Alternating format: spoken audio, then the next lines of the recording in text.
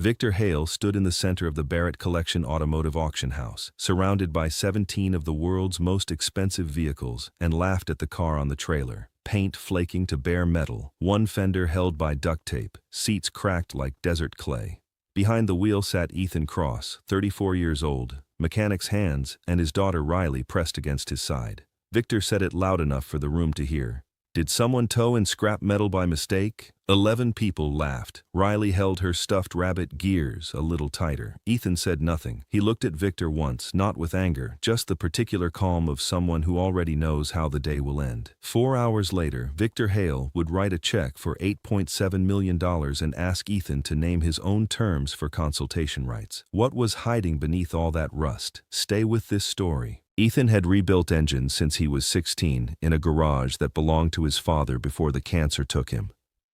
Now the garage belonged to Ethan, and the work kept Riley fed, clothed, and enrolled in the school 3 blocks away where she drew pictures of cars during lunch. She was 6 years old, missing her 2 front teeth, and could identify engine types by sound before most adults could spell carburetor.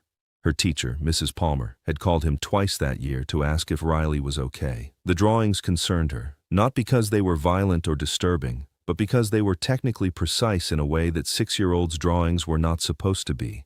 Suspension systems rendered in crayon, drivetrain layouts with proportions that suggested understanding rather than imagination. Ethan had explained that Riley grew up in a garage. Mrs. Palmer had said she understood, but her voice suggested she did not really. Her mother, Sarah, had died 2 years earlier when Riley was 4. Complications from an illness nobody saw coming. Medical debt had followed. Ethan paid it down in silence, month by month, without complaint. The car on the trailer was a 1971 2-door coupe, origin unknown, purchased for $200 from an estate sale in Bakersfield. Ethan had bought it because the proportions were wrong in the way that meant someone had cared deeply about what it could do rather than what it looked like.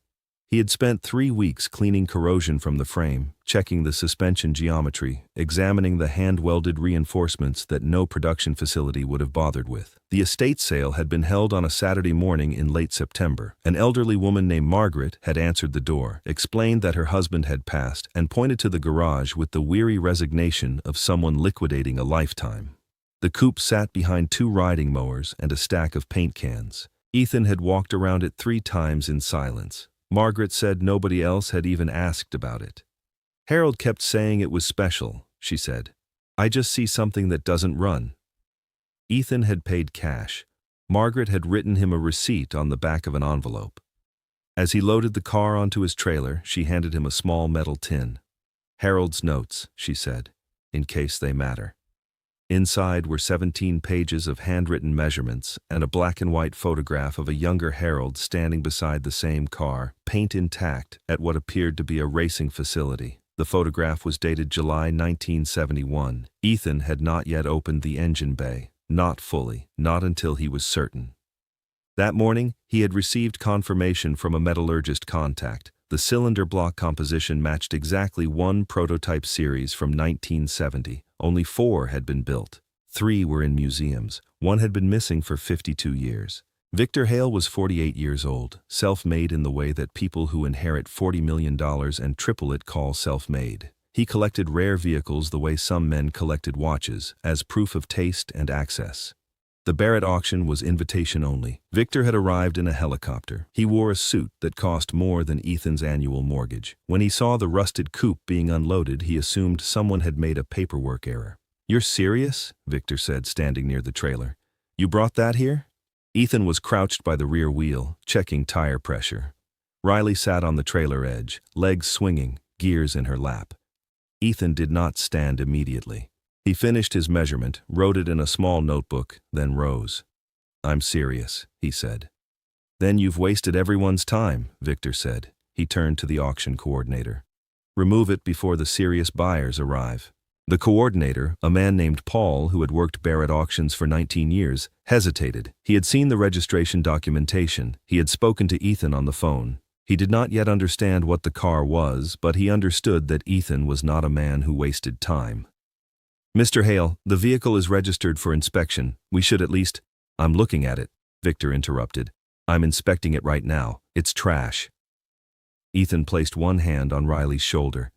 She looked up at him with the particular trust of a child who has never once been let down. "Can we show him, Dad?" she asked quietly. Ethan looked at Victor.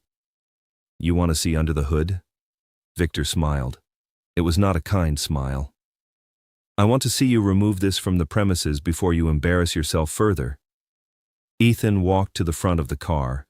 He released the hood latch, lifted the panel, and stepped back.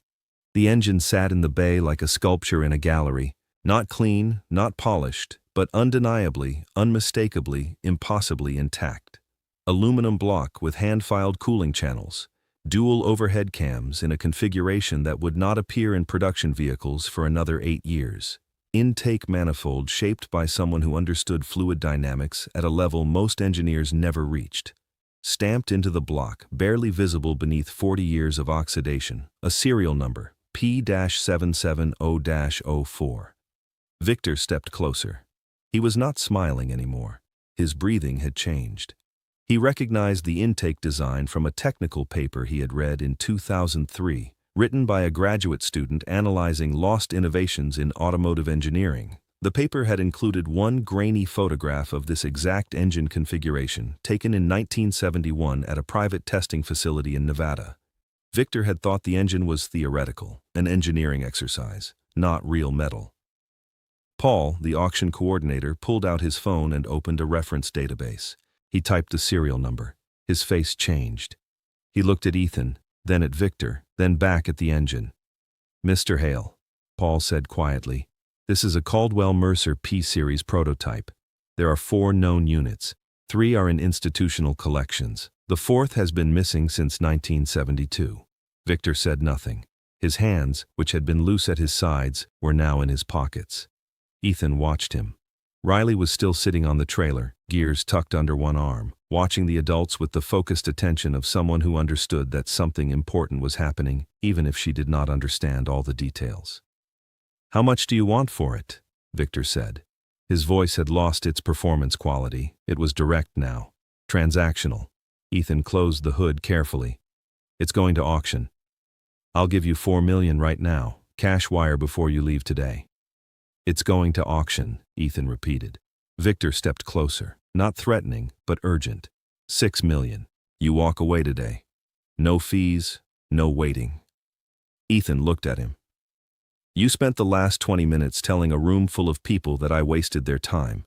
Now you want to buy the car before anyone else can bid on it." Victor's jaw tightened. He was not accustomed to being outmaneuvered by men in flannel shirts. $7 million. Final offer before auction." "No," Ethan said. Riley slid off the trailer and stood beside her father. She was holding gears by one ear. She looked up at Victor with the clear assessing gaze of someone who had learned to read adults quickly. "My dad doesn't sell things to people who are mean first," she said. The auction began at 2 p.m. By 2:47, the bidding had passed $8 million. Victor Hale sat in the third row with his phone in his hand, bidding remotely through a proxy to avoid the optics of public desperation. 3 other bidders remained active: a museum curator from Stuttgart, a private collector from Singapore, and someone bidding by phone whose identity Paul would not disclose. Each time Victor raised his bid, one of them raised higher. At $8.4 million, the Singapore collector shook his head and withdrew. At $8.6 million, the phone bidder went silent. The Stuttgart curator held at $8.65 million for 11 seconds. Then she lowered her paddle. Victor raised one more time. $8.7 million. The room was quiet. Paul counted to 10. The gavel fell. Ethan stood near the back of the auction hall with Riley on his hip, gears pressed between them. He did not smile. He did not celebrate.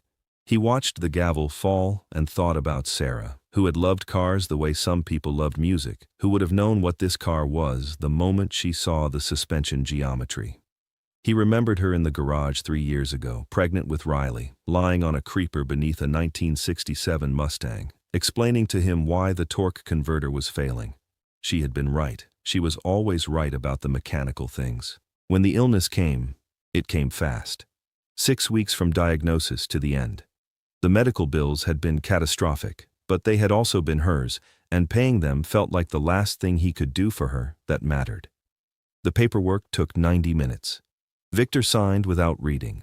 When the transaction cleared, he found Ethan in the parking area, loading Riley's backpack into his truck.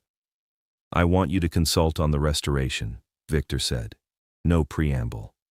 "I'll pay your rate plus 20%. I want it done right." Ethan looked at him. "I don't work for you. Name your terms." Ethan was quiet for a moment. Riley was in the truck already, buckled in, gears in her lap. "The car gets displayed publicly, not in a private collection, somewhere people can see it, and the restoration gets documented with full technical notes, open source, so other engineers can learn from it." Victor stared at him. Men did not usually hand Victor Hale conditions. They handed him proposals and waited for approval. "That's what you want? No consulting fee? No equity stake?" "That's what I want," Ethan said. Victor extended his hand. They shook once, firm, brief, the way two people shake when they have reached an understanding that neither of them expected to reach. Victor walked back to his helicopter. He stopped halfway across the lot and turned around. Ethan was still standing by his truck, watching Riley through the window. She was making gears wave at something only she could see. Victor had owned 43 vehicles in his life. He had never once asked what any of them meant to the person who built them. He stood there for a moment longer, then pulled out his phone and called his assistant. "Cancel the evening meetings," he said. "All of them." He did not explain why. He did not need to. Some lessons arrive with enough force that everything else becomes secondary. He continued walking.